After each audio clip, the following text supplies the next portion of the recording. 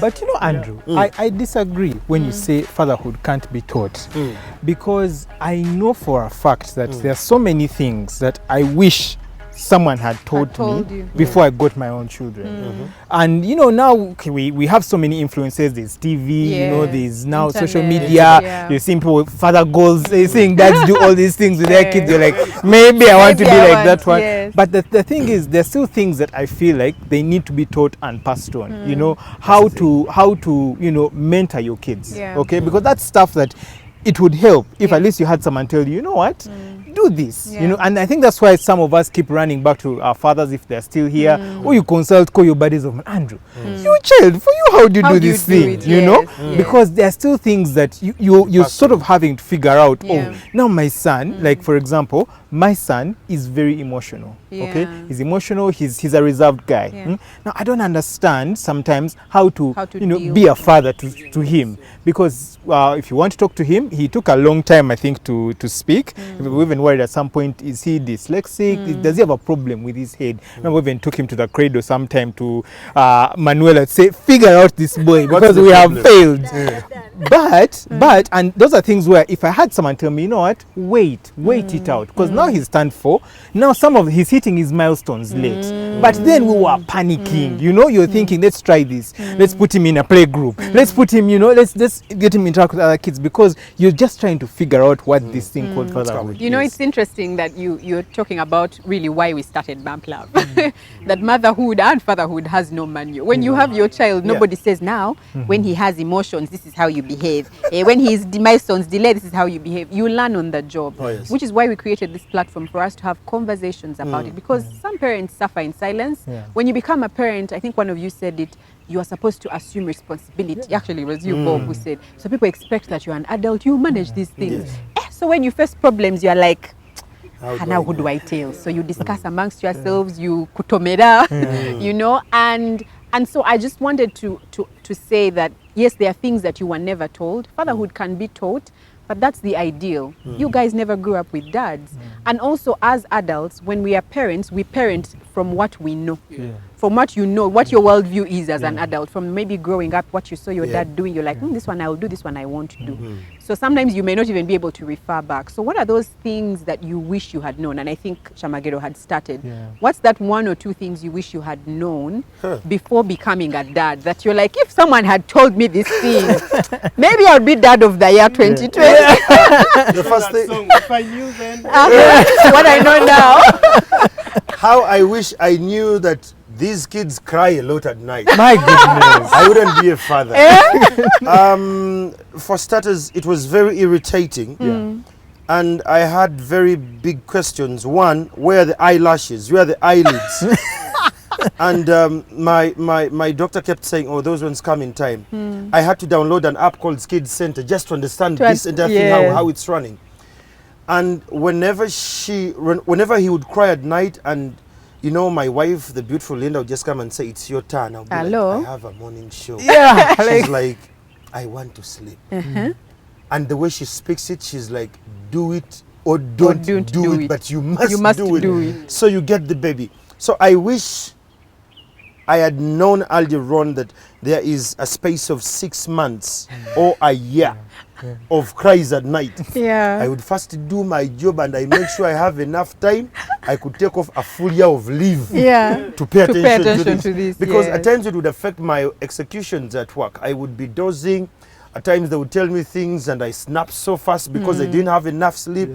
The agitation from my wife at times would be so much. She's moody, she's swinging. I'm like, Chigenda mad.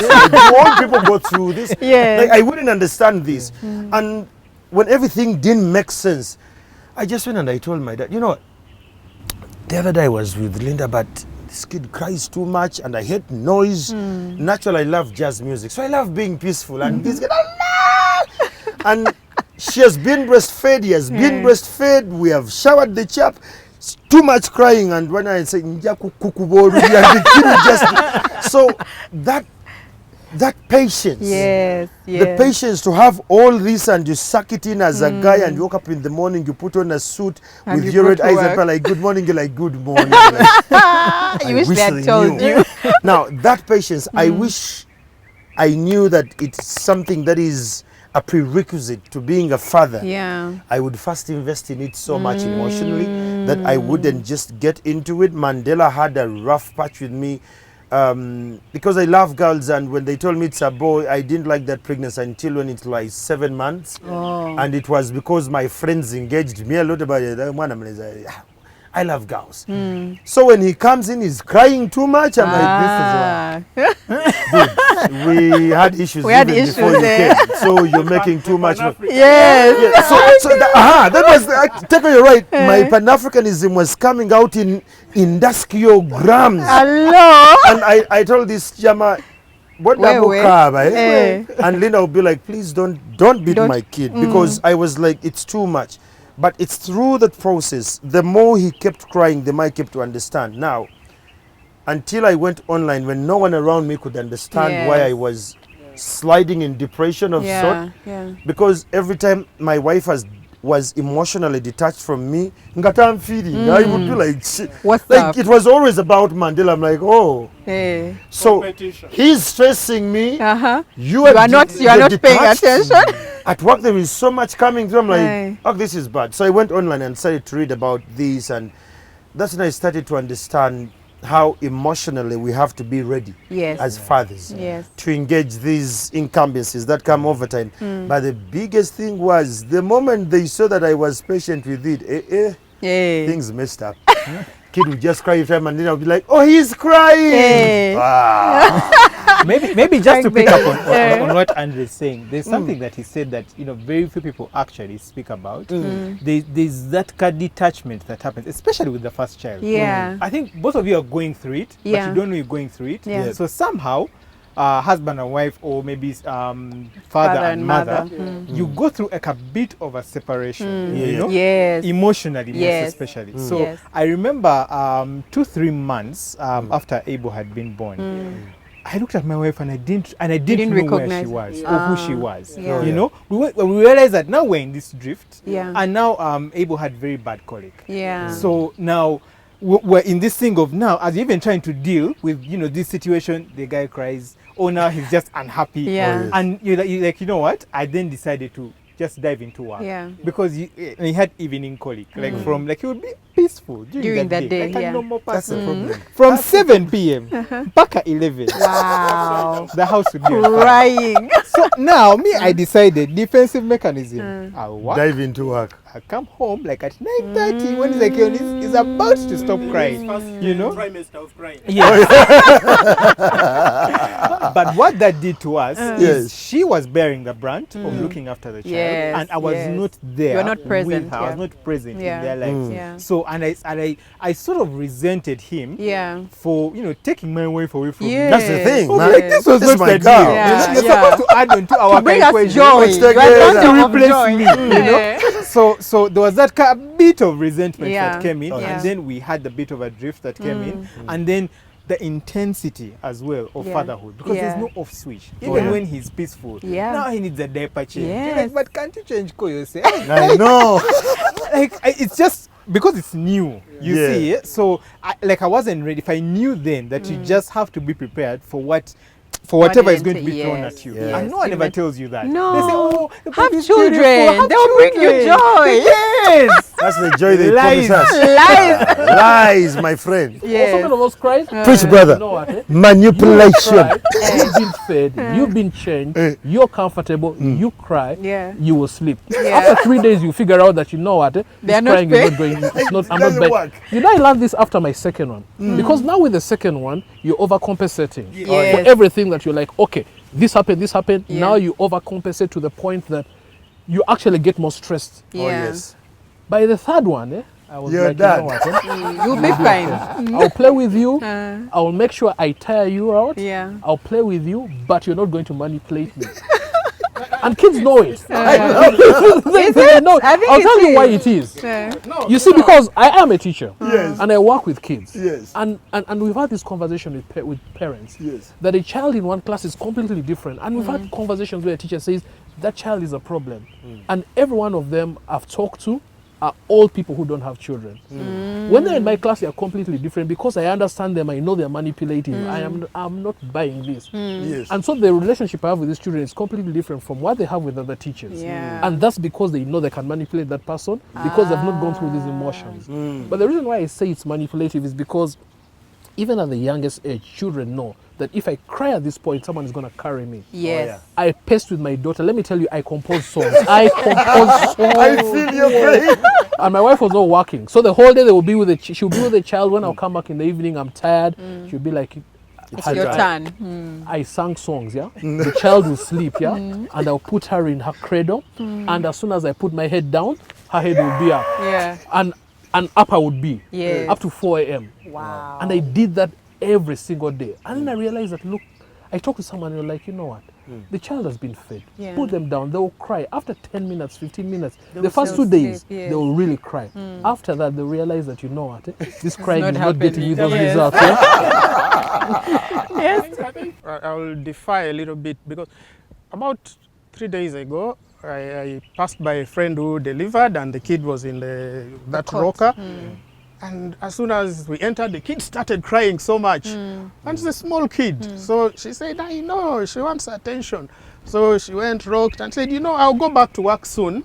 So you better learn to live. Yes. No, so kids are manipulative, yeah. Indeed. But also, I'm told that within the 4th, 5th, 6th months, a kid starts developing serious cognitive abilities. They want to understand. Yeah. They see this man in a trouser, they see this lady in a skirt, this one with braids, this one with... It's a lot they know that that is my universe. Those are the people who are around. Yeah. So if she or he doesn't see the bald-headed man, she'll cry. She'll say, where is this man? When you come back, say, oh, this one has come. Where is now the other one? Yeah. Because they want attention all the time because they are beginning to understand. They are internally developing those cognitive abilities, socializing, ownership. And you can see when you you meet a woman, say with her young baby, and you want to carry the baby, some babies will resist. They refuse, yes, yes. Because they understand, they are already beginning to take particular interest in particular things, particular people, and that's them developing. Yes. So I think as a father, your role is to help your kids develop, Yeah. and you give them direction, you give them patience, you give them love, and you give them this shining role model. They should be able to see that guy when he comes, there is order in the place. That lady when she comes, there is food in the house. These brothers and sisters of Food in mine, the okay, house. we are competing, but the youngest is the one taking all the yeah. So a father, if you knew that before, you would be able to allocate time accordingly. Because you have one who is in baby class, you have one who is breastfeeding. How do you divide your time? This one wants you to help them with schoolwork. This one wants you to just be there with their mother. Another one, you know, so that competition is something that you have to keep balancing. I think what you're but saying... But it's not taught in any school. No, it's not. As a module. It's not. Baby not. 101. Absolutely This not. one you learn on work. But also you learn on the job. Yes, Yes, yes. When you have conversations with people who have gone through stuff like this, you learn actually a lot more from their experiences. But you see, you can't apply that necessarily to your situation. You have because your to situations customize are unique. Yeah. But knowing that they've gone through something similar allows you to actually have that fortitude to expand your horizon in terms of what is possible and what's not possible. Yeah. And I think for me, just having a conversation with other dads, has taught me that, you know what, fatherhood is actually a journey. And when you start on this journey, you don't stop. You actually continue, because I think for us, those of us who grew up at Macquarie, you know that raising a child was a responsibility of the community. The village. And for us, knowing even now, when I see a child doing something wrong, I'm not going to ask where's the father, where's the mother. No, if it's within my ability to actually correct that child, I'll go and have a conversation with that child. I'll tell them, no, stop doing that. You're going to hurt yourself. And people find that strange. But for me, it's because of where I grew up. That if I was in trouble, I didn't have to wait home to get corrected. I was corrected there and then. In fact, if I went home and reported, that was twice as much trouble as getting myself into. You better off and for me, that has not gone away even up to you now. You better be careful of modern parents. I met a young kid and they told me he was throwing stones at people. So I called him, I told him, my friend, what are you he doing? might end up in police. The kid took off, went home, told the parents, Uncle Isaac wants to take me to police. So the parents call me. Say, yeah, what are you telling? I don't want to call his name because I think the They mother might watches watch. your shows. I'm like, I just told him if he hurt somebody, he might could end end up up- in police. Yes. So as you do that communion Parents, service, yes, the yes. nature of kids of these days, they are so empowered at a very early age. Not empowered. I feel they They are have disempowered. they have a lot of self-impotence they get Not from their impotence, mothers. importance. Importance. Impotence. Entitlement. Yes, that entitlement they feel. It's a very big Yes, they have that sense Just of how you- entitlement. yes, Because yes. because they get this from the mothers. You have a right to. If you don't want something, you say I don't want. Yes. You do that around me, my friend. I'm Pan-African. I bring you back to factory setting. But, Racheal, I'm not the moderator, but let me just ask, do you also have this problem where for particular things kids go to their mom, for particular things they go to their dad? Absolutely. Oh yeah, Absolutely. I think that's I think it's standard in normal. every home. It's normal because there are certain decisions that you know that a mother is going to make. Yeah. There are some decisions that a father is going to make, but there are certain decisions that the two of them have to Have make. to make Oh, yes. together. So- yes. so- Children are and children using know. that to manipulate a lot. Well, that is the what I wanted to get to. If my son Mandela wants to go out and play with the other kids, and he comes and looks at you doing something. How are you? I'm like, I'm fine. Okay, he goes and looks at Mama. How are you? I'm fine. Then he stands. He's weighing. Which one is Whose going to answer do I was wrong? Where to launch the Then he goes manifesto? and says, Mommy, can I go and play outside? No, it's raining. You shouldn't go out. He's like, oh, okay. Yeah. Then he comes and says, Daddy, have you seen Tini's playing out? Very clever. I'm like, oh yeah, I've seen Tini's playing. He's like, I'm like, oh yeah, but it's cold outside. So I go back to my work. He's like, yeah, how I wish I could go outside. I'm like, you go talk to your mother. Because my wife has to be my support structure. Yes. I yes. make sure that no one in my household uses me Yeah. as a Oh, yardstick that's to scapegoat. manipulate my Yes, wife. yes. No, that can happen. So when it comes back, I keep saying, go to your mother. So me, the things I handle, you want to buy something, talk to me. Yes. Anything around You're the here, financial money. Yeah. talk to your mother. Yeah. So anything to buy, we need to go to the supermarket about something. You tell me how much you have, I add on, and then we go. Yeah. You're talking about a perfect scenario where you're both in the house. Yes. Your son is watching both of you. Yes. But there are times where you're in the sitting room Mm. and your wife is in the bedroom. Bedroom. The kid comes from there. You don't know the conversation they have had. Then he comes to you. You have no idea. As far as you know, you're having the conversation for the Yes. first time. Yes. Okay? Then they come with this smile. Now my daughter, God bless her soul. Eh. That girl, I fear. She will manipulate you. She'll come, Dada, I want it. Yeah. And they're like, what do you want? Then she points. Uh, So when she points, because for me, I'm thinking, yeah, she genuinely this wants Yes. it. So I give it to her. Ah. 2 seconds later, the mother comes, why why? did you Why? I said no. I had no idea. Let me tell you, she's 2. Okay? She's not like, And she's there holding her yogurt, looking at both Look of at you, very happy. Now, you don't even know you've been played. But now she already has it. So now you can't take it away from her. Yeah. So my friend, that manipulation is But really... you know, It runs for me, deep. the way I do it is that there are things that when the children come to ask me, my first question is, have you asked your mom? That's the Have you thing. talked to mom? But you've learnt over time. Yeah. I've learned over time, yes. Yes. But of course, before that, you'd be like, oh yeah, put it's your okay. medal. No, it's okay. And then she Now, comes the other day forward. they came, they wanted to stay up all night, right? It's Friday. Mommy, can we stay up and watch TV the whole night? I was like, why? My question was why. And she was like, but why don't you find out why they want to stay? I was like, that's exactly what I've asked. Yes. Why do they want to stay Why? up at night? Now, they had the conversation earlier on with their mom. And she said, I'll make a decision. So I looked at her and I was like, you know what? Have fun. That's on That is you. up to Yes. you. But I know you're not going to be up the whole night. Yeah. Oh, I was shocked. At 8 o'clock when I was going to work, my daughter was still on TV. I was like, Clara, to bed. She was like, okay, Daddy. The mother was still sleeping as Yeah. well. She's like, Clara, to bed. But now I have no problem with that because the two of us knew what was happening. Yes. Yes. But if it had happened, where she had talked to the mother and I didn't know about it, then there would have been a problem. problem, So I think there's a way you've got to balance out how you react to some of these situations, what your response is. But for me, over time, I've learned that, you know what, by the time the kids have come to me, if they haven't gone to the mother, it's just a matter of find out Yes. if they have, and if it's okay. But also there are those decisions where the mother says absolutely no. And they're hoping that you change your mind about it. And now you're caught between a rock and a hard place That's because the from your perspective, it seems completely harmless. Harmless. But it also depends on the Fathers. age. I have, Guys, this conversation can go on. So I'll allow you to speak let and me then just we'll talk wrap up. about the older children. Because these children are already formed, they are above 18, they are adults. Yeah. They will have different conversations with mom. And I need either to affirm and fund. Yeah. Because at my age now and my status, once I accept, I have then to fund. Yes. Either I Uber it or drive it or just give you cash or what. Yeah. So that is a totally different conversation. Yeah. You guys will get there another 15 or so years.